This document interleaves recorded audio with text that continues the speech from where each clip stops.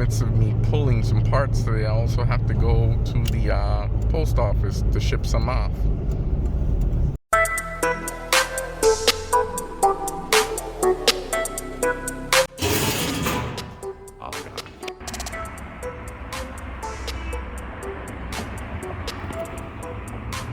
Alright guys, so we're here at the pick apart.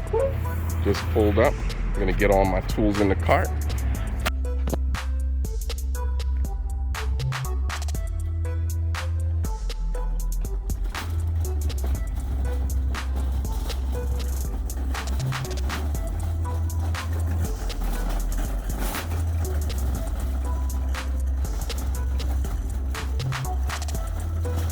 Alright guys, so we're in the junkyard now.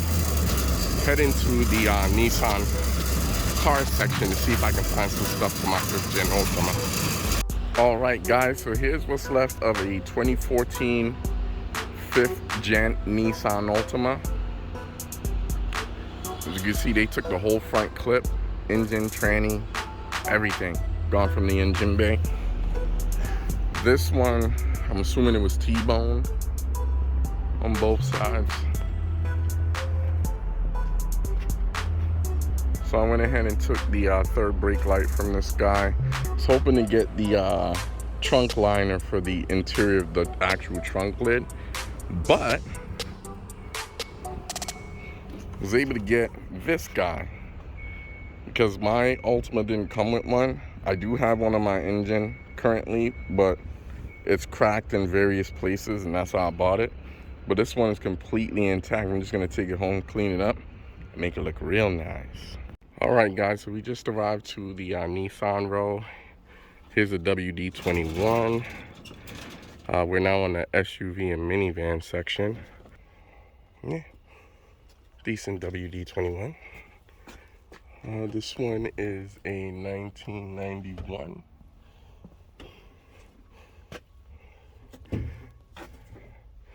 Well, someone beat me to all the switches. That's good though. That makes me feel good knowing that somebody's able to keep their old WD-21 on the road. That's awesome. Just doing some scouring here really quick before I left the yard, and someone just told me to look under here, and there's a transfer case skid plate. Although this one's heavily damaged, so, but it definitely did its job. Transfer case is still here, but it did take a beating though. Assuming that this skid plate came from this rig as well. I'm just poking around here. I may go to the junkyard in my neighborhood today before it closes. There's a couple of WD-21s over there. I'm gonna look onto them to see if I can find one.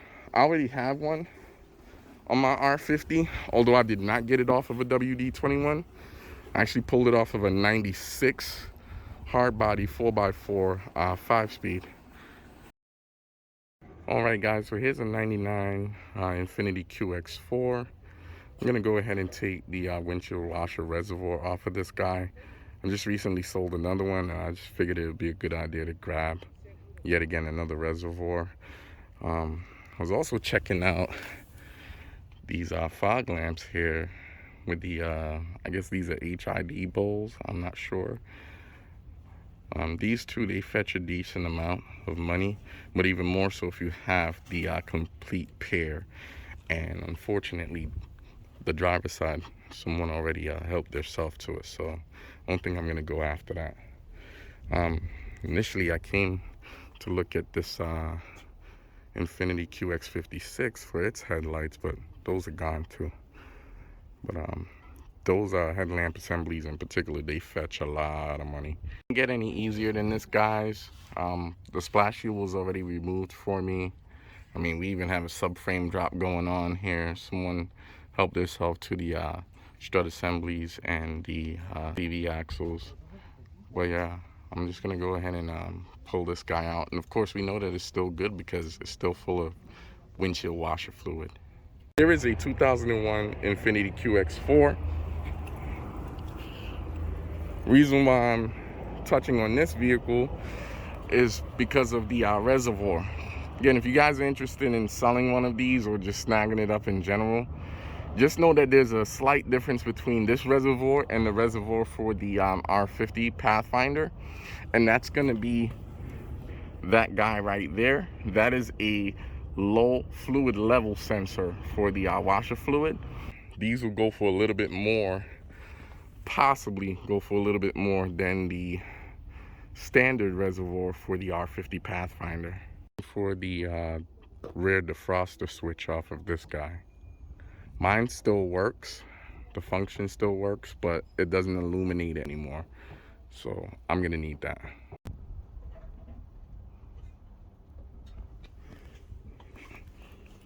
Here's an example of a 2002 R50 Pathfinder, and this one hits special.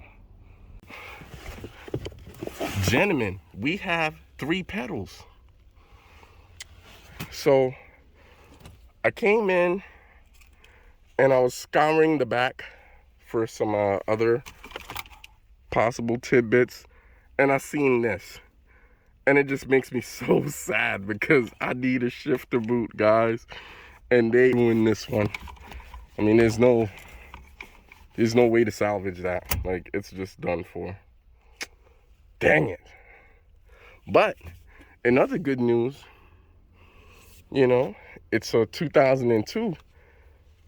For me personally, this vehicle would be on my hit list for both the engine and transmission, since they're so rare.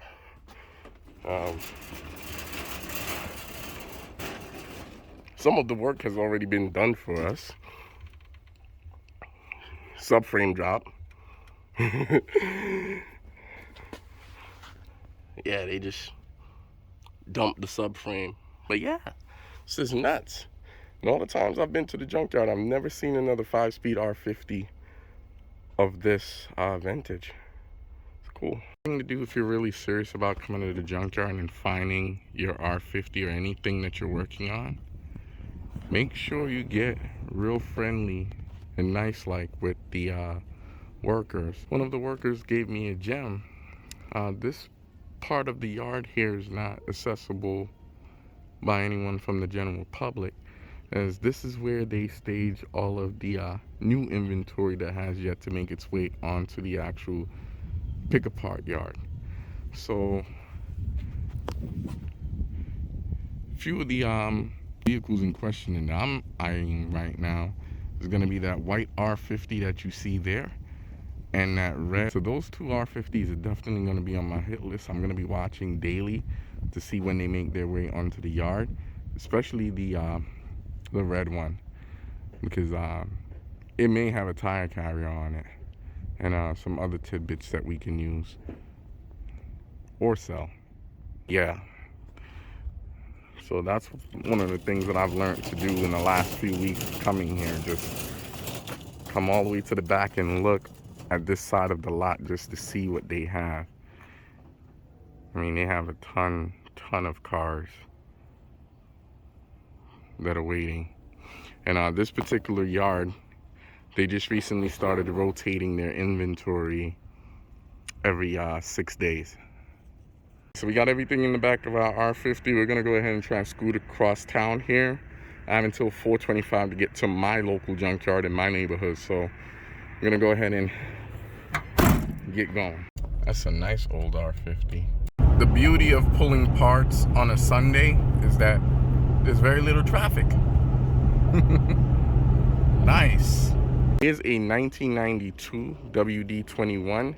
This one is a SE 4x4 automatic, and it has treasure underneath.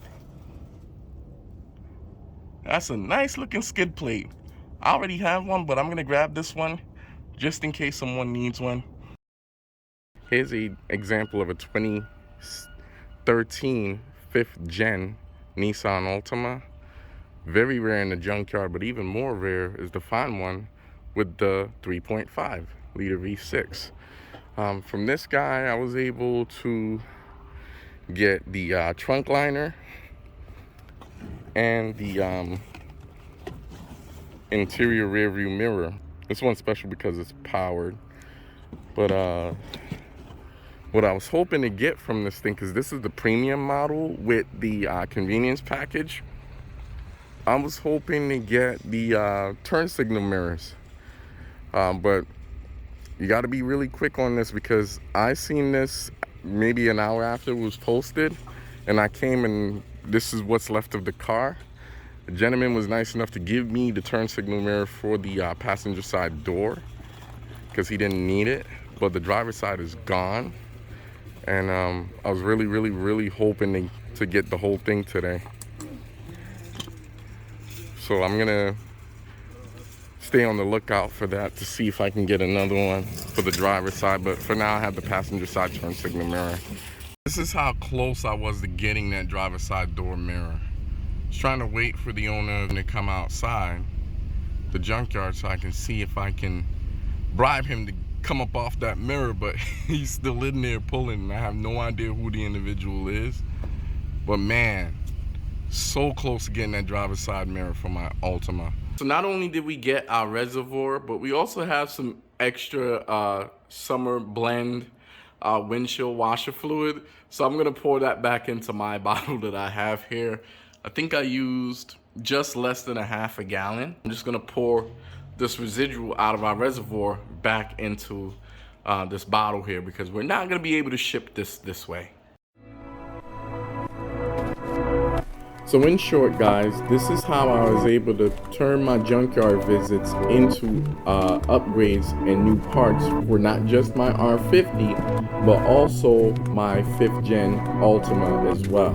So I recently decided to challenge myself to sell another windshield washer reservoir, and I'm glad that I did, because I was able to assist another R50 owner in making his personal R50 a lot safer this holiday season. Here they are, guys. My Land Rover coils just arrived, courtesy of DHL.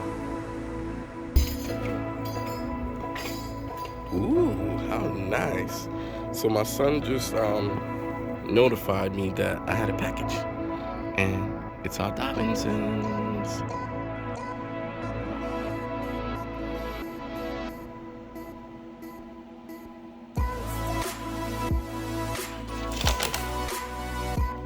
So here we have our pair of Dobinsons front coil springs.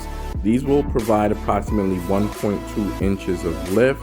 The spring rate is listed at 220. Initially, I did plan on doing Dobinsons all around. However, the rear coils were sold out at the time. And after doing some additional research, I learned the rear coil springs have no spring rate. So as an alternative, I then decided to go with a set of Land Rover coils for the rear. In this case, I went with the 9447s. These coils are expected to provide about 2.5 inches of lift in the rear. Nothing better than coming to your local post office after hours. Always avoid the lines.